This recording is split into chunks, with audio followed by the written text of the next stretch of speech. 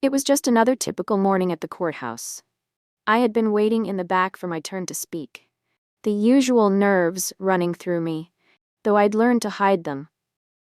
The air felt thick with tension, and the clattering of shoes on the hard tile floor was like a reminder of what was coming. The courthouse, with its cold walls and heavy wooden doors, had a way of making everything feel more serious. This wasn't a place for casual conversations.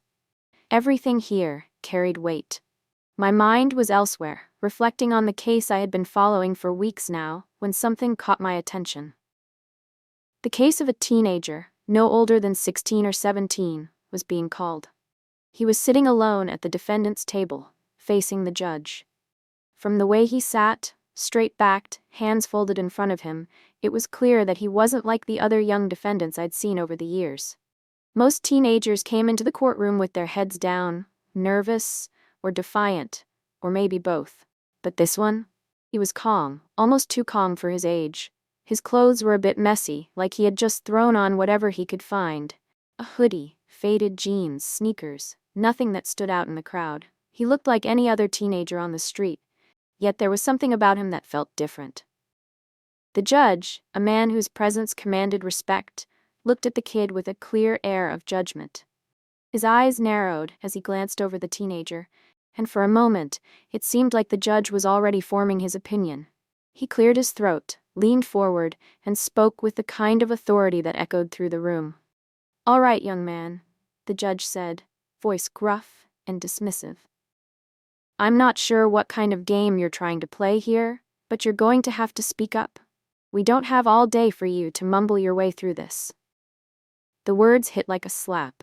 The way the judge said it, so sure, so dismissive, made it clear he didn't think much of the kid. You could almost feel the whole room tense up, waiting for what would come next. I watched as the kid didn't flinch, didn't seem intimidated at all. He simply looked up at the judge, his face calm, his expression unreadable. There was a faint smirk on his lips, but it wasn't the kind that screamed arrogance. It was almost like he knew something the rest of us didn't. "Your Honor," the teen began, his voice clear, each word perfectly enunciated. There was no hesitation in his tone, no uncertainty. "I have a few points I'd like to raise regarding this case." The judge scoffed, shaking his head. "Make it quick, kid. I've seen your type before," he said, waving his hand in a dismissive gesture. But the teen didn't rush. Instead, he stood his ground and began speaking in a way that was nothing short of impressive. His voice, steady and composed, filled the room with an air of authority that you wouldn't expect from someone who looked like he could barely drive a car, let alone stand up in front of a judge. He laid out his arguments one by one, each one building upon the last, connecting the dots with a precision that was startling. His points were sharp, backed by facts and law, and it was clear that he knew exactly what he was talking about. At first, the judge remained unmoved. His face stayed locked in that stern, disapproving expression.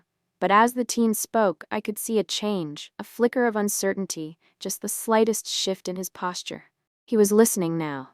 The kid wasn't just talking, he was making an impact. The judge's earlier mockery was slowly being replaced by something else. Curiosity, maybe even respect, but pride is a powerful thing, and the judge's ego refused to let him fully admit he might be wrong. "I don't know what game you think you're playing, but this is real life," the judge snapped, his voice rising. "You're in over your head, and you're about to find out just how serious this is." But the kid wasn't rattled. He remained calm, his eyes focused on the judge. "No, Your Honor, I'm not playing a game. You're underestimating me because of how I look, but I've studied this case inside and out. I've prepared for this moment, and I'm ready to defend myself," he said, his voice unwavering. There was a long pause, a deep silence hanging in the air as the judge tried to process the words. And then, almost as if the weight of what was happening finally hit him, the kid added something that made the entire courtroom go still. "In fact, Your Honor," he said, his tone never changing, "I'm a licensed attorney. I've already passed the bar exam.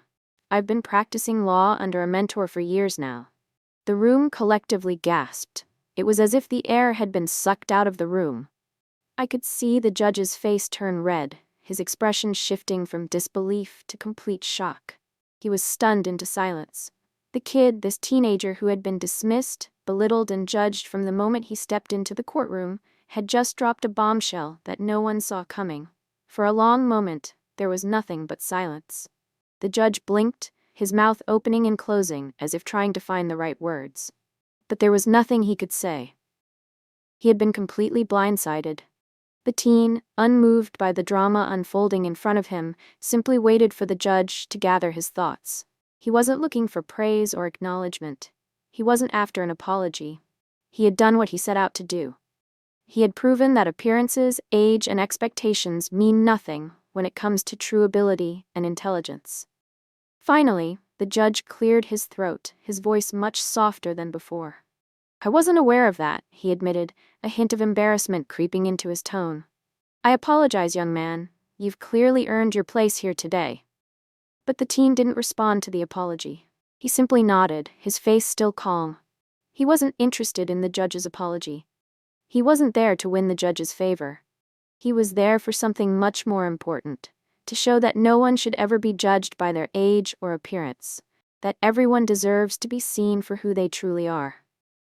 The case continued, but it no longer felt like just a legal battle. It had turned into something much more significant, something personal. The teen wasn't just defending himself, he was fighting for something much bigger. An idea that transcended the courtroom. He was fighting against stereotypes, against the notion that people should be underestimated based on how they look or how old they are. He was showing that intelligence, determination, and passion don't have an age limit. As I watched him speak, I felt a rush of admiration and respect. The way he carried himself, the way he handled everything. He had done more than just win the case. He had shattered every preconceived notion that had been placed on him. And in that moment, he made it clear, never underestimate anyone, because you never know what someone is capable of until you give them the chance to show you. Walking out of the courtroom that day, I couldn't stop thinking about what had happened. The teen had not only proven his worth as a lawyer, but had reminded me that there is so much more to people than meets the eye. It was a lesson that stayed with me long after the court session ended, a reminder to never judge someone by their appearance, and to always give them the chance to show their true strength.